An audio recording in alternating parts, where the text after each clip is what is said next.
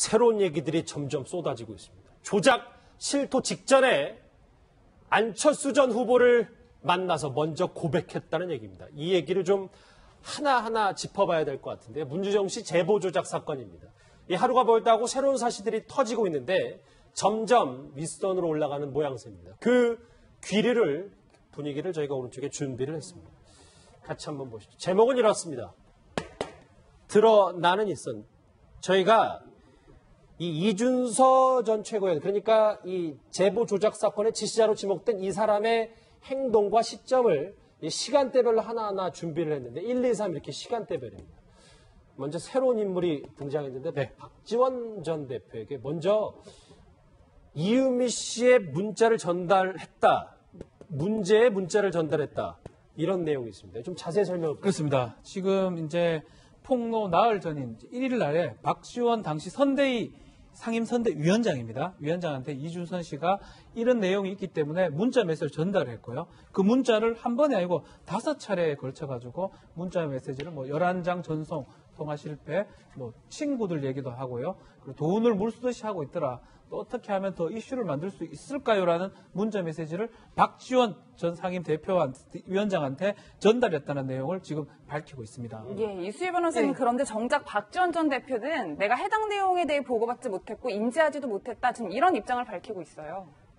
그게 저는 박지원 그 대표의 전 대표의 말이 좀 신빙성도 있다 보이는 게 우선은 이제 더 규명돼야 될 게 최고위원을 지내기는 했지만 이준서 전 최고위원과 박지원 전 대표가 어느 정도 가까운 사이인 건지, 그리고 이 대선 때 박지원 대표와 이준서 최고위원이 이 일 말고 이전에도 수시로 좀 편하게 대화했던, 그리고 전화통화나 이런 연락을 했던 사이인지가 좀 밝혀져야 될 것 같고요. 그리고 두 번째는 이제 박지원 전 대표의 해명은 저 문자를 받았다라고 하는 그 번호의 전화는 당시 박지원 대표가 갖고 있지 않고 보좌관이 가지고 있었다는 거예요. 그리고 그 보좌관과 박지원 전 대표는 다른 곳에 있었던 거예요. 저 날에 저 문자를 보냈다고 하는 때. 그렇기 때문에 나는 비서관한테 받은 것이 없다, 연락받은 것이 없다는 건데, 저 문자를 받은 이후에 박지원 전 대표가 이준서 전 최고위원과 어떤 연락이 있었는지 여부는 이제 검찰에서 밝혀야 할 바인 거죠. 근데 저는 이 국민의당 이 얘기는 좀 먼저 좀 정리를 하고 가야 될 게, 조작 지시를 했느냐, 그 부분하고, 근데 지금 보면은 조작 지시를 한 거는 지금 나오는 게 없어요. 두 번째는 은폐 지시를 했느냐인데, 이 은폐가 어느 순간에 이게 조작이 됐다라는 걸 알게 되면서 용기 있는 고백을 못한 거, 그 자체가 바로 은폐인 건지, 이런 것들이 좀 서로 좀 개념 정리가 돼야 되는 거 아닌가, 이런 생각이 먼저 든 게. 지금 흐름은 아마 그 윗선이 묵인과 방조를 한 게 아니냐, 이 분위기로 가는 것 같은데, 박지원 전 대표 이 문자와 관련 이준서 전 최고위원과의 여러 가지 얘기에 대해서 과거에 이렇게 얘기한 적이 있습니다. 들어보시죠. 저도 그런 충격적 내용을 보고 깜짝 놀랐습니다. 2, 3일 전에 당직자로부터 이러한 일이 있다라는 보고를 받았습니다. 저에게는 전혀 보고한 사실이 없고 그 내용도 몰랐습니다. 그래서 저는 지금까지 검찰 조사가 진행 중에 있지만은 최소한 보고나 내용을 받지 않았다 하는 것은 분명히 밝힙니다. 저는 안철수 후보도 보고를 받지 않았을 것이다, 이렇게 확신하고 있습니다. 그러니까 허 교수님, 이게 대선 전에 문제가 될 이제 문자 조작 사건에 대해서 문자를 전달했는데 문자를 못 받. 이렇게 하면 박지원 전 대표에게는 전혀 책임이 없는 겁니까? 일단은 없죠. 그러니까 어쨌든 그래도 그때 당시에 선대위원장을 하셨잖아요. 그러니까 이 사건 전체에 대한 정치적 도인적 책임은 있지만 문자를 못 받다 이렇게 되면 법적인 직접적인 책임에서는 벗어나는 게 사실이죠. 그렇지만 이제 문자를 그 산청으로 가져갔기 때문에 그 비서관이 휴대폰을 산청에서 가져가 있고 본인은 제주도에 있었기 때문에 못 받다 이렇게 이야기하는데, 그거는 신빙성이 있는 이야기입니다. 그렇지만 문자를 본 비서관이 다른 전화로 박지원 대표에게 전화를 했을 가능성은 충분히 남아 있는 거죠. 그 진실성 여부는 이제 뭐 수사를 해보면 다 나타날 것이고요. 그다음에 이제 비서관도 그때 문자를 못 보고 있었는데 이번에 사건이 이렇게 되면서 이번에 확인해 보니까 있더라 이랬는데 그 문자를 언제 확인했는지도 역시 기록이 다 남아 있기 때문에 그걸 조사를 해보면 다 나오지 않겠느냐. 그 뭐 조사 결과에 따라서 박지원 전 대표의 결백성 여부는 드러날 거라 본다. 그럼에도 불구하고 당시에 어쨌든 선대위 최고위원장이었기 때문에 선대위 대표 도의적 책임이 있다. 예, 정치적 도의적 책임은 있죠. 준비한 것 다시 보실게요. 그러니까 이날이 5월 1일이에요. 그렇죠. 문자를 못 봤다. 일단 그 정도로 가늠하고 다음 5월 8일로 넘어가 보겠습니다. 5월 8일입니다. 예, 이현정님 네. 현재 뭐 이유미 씨 구속된 상태인데 방금 전에 이제 검찰에 출석했다는 속보가 들어왔어요. 그런데 대선 바로 하루 전날 이준서 전 최고위원에게 굉장히 의미심장한 문자 한 통을 보냈더라고요. 그러니까 이게 지금 처음에 자기가 어떤 면에서 지금 나온 사실로만 보면 자기가 조작을 해서 이제 이준서 최고위원한테 이야기를 했고 그걸 이제 폭로를 했지 않습니까? 근데 이게 이제 파문이 워낙 커지니까 뭐 TV 토론에서도 막 이야기 나오고 하니까 본인이 이제 이거를 이게 좀 조작된 거다라고 이제 고백을 하려고 했던 것 같아요.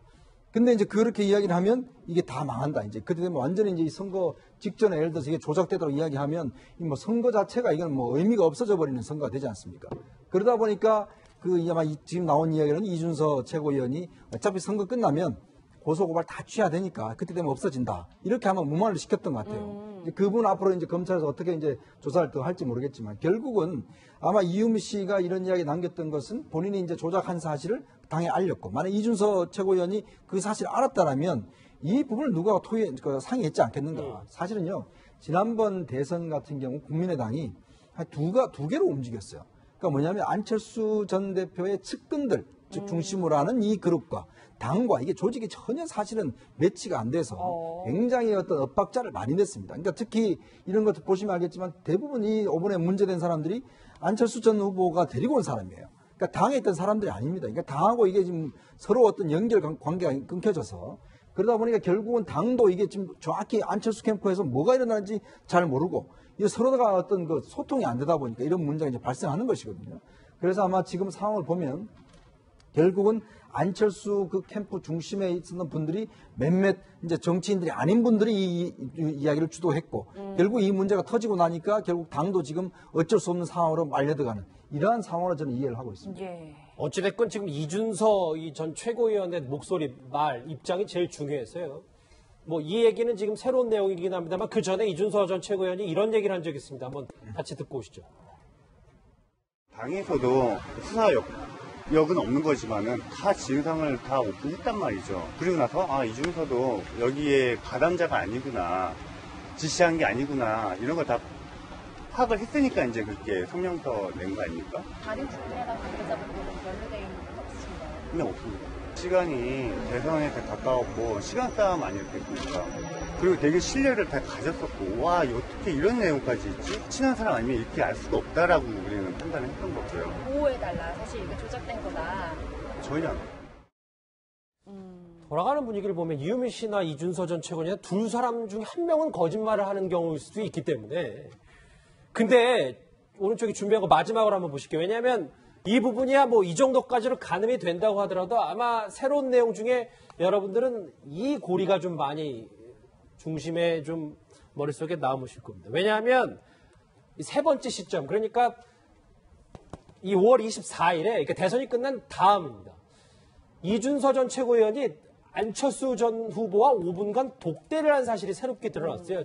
이수 변호사님, 이건 저희는 어떻게 해석을 해야 됩니까? 그러니까 이제 이용주 의원이 발표한 바에 의하면은 당에서 한 것, 특히 이용주 의원이 그 이유미 씨를 불러서 당에 불러서 얘기를 들어서 이 내용을 조작했다라는 내용을 알게 된 게 5월 26일이라고 그랬단 말이에요. 그런 그 이틀 전에 당에서 이용주 의원 말에 의하면 당에서 알게 된 5월 26일 이전인 이틀 전에 5월 24일 날 이준서 전 최고위원이 안철수 대표를 마포 사무실에서 만났고 거기에서 이준서 최고위원이 당에서 너무 신경을 안 써준다 뭐 이런 그 서운함을 토로했다라고 해요. 근데 저기서 안철수 전 대표에게 이게 조작됐답니다라는 말을 했는지 안 했는지는 이준서 전 최고위원과 안철수 대표만 알겠지요. 그렇죠. 그런데 저기에서 당이 너무 안 도와준다라는 얘기를 한 걸로 봐서는 글쎄요. 이게 조작됐다라는 말을 하기는 저는 어려웠을 것 같아요. 그게 입을 떼기가 쉽지는 않았을 것 같은데 근데 한편으로는 또 그런 게 있습니다. 이게 그 정치판이라는 게 정말 그 지독스럽고 잔인한 곳이거든요. 이렇게 그 뭐 선거법 위반으로 고소 고발을 당했을 때 누구도 도와주지를 않아요. 그러니까 그거는 꼬리 자르기가 아니라, 그러니까 당이 많이 개입이 되면은 후폭풍이 너무 뭐 감당이 안 되는 거니까 이 고소 고발당한 사람이 알아서 해결을 해야 되는 게 그 여의도의 그 뭐라고 불문율 같은 거거든요. 그런데 그게 정치계 쪽에서 잔뼈가 굵지 않은 사람들은 굉장히 서운할 수도 있고 굉장히 당황스러운 상황일 수도 있죠. 저는 안철수 전 대표를 만나서 좀 인간적인 좀 도와달라는 얘기를 했을 것 같고, 그 조작이 됐다라는 말은, 그 엄청난 말을 안 대표에게 하기는 저는 쉽지 않았을 것 같습니다. 예, 그런데 그 독대 자리가 있고 나서 그 다음날 안 전 후보가 변호사의 연락처를 넘겨줬다는 거예요. 뭐 저희가 이 부분은 어떻게 해석을 해보면 될까요? 일단은 그 독대 자리에서 어떤 얘기를 오갔는지는 뭐 정확하게 알 수 없지만 그때 모든 것을 얘기했을 수도 있고 얘기를 못할 수도 있고, 일단은 고소 고발이 돌았기 때문에 대응을 해야 되겠다 얘기를 했을 수도 있는데, 문제는 이제 변호사가 송모 변호사입니다. 이 송모 변호사가 안철수 그 후보 당시에 최측근 정책 비서였거든요. 이 송모 변호사가 같이 하는 로펌의 변호사를 지금 연락처를 알려준 겁니다. 그렇죠. 결국은 안철수 후보가 이준서 씨의 변호인을 선임해줬다고 보면 맞는 것 같거든요. 고소 고발에 대해서 변호인 선임을 맡기 때문에 어쩌면 안철수 후보가 최소한 이 상황에 대해서 많이 인지했다고 봐야 될 것 같아요. 특히 이제 그거에 대해서 조작을 인지했는지 안 했는지는 저는 알 수는 없지만 최소한 이 상황이 심각했기 때문에 내가 아끼는 변호사를 통해서 변호사를 소개해줬던 상황은 지금 정황상 보이는 그런 정황입니다. 이 변호사가 얼마나 가까운 변호사인가 하면은 대선 기간 내내 이제 안철수 후보가 타고 다니는 차가 있습니다. 그 차에 동승을 했던 동승자 변호사예요. 그러니까 1호차에 같이 탑승하는 사람은 측근 중에서도 최측근입니다. 그러니까 가장 믿을 만한 변호사를 통해서 그 변호사하고 같이 로펌을 하고 있는 다른 변호사를 소개시켜준 그런 일이라서 이 문제의 심각성을 안철수 후보도 잘 알고 있었다, 이런 정도는 이해가 될 수 있겠습니다. 예, 이현정 의원님 아주 조심스러운 추측이 될 수도 있지만 안 전 후보가 이 최측근인 변호사를 통해서 어느 정도 내용을 지금도 듣고 있다,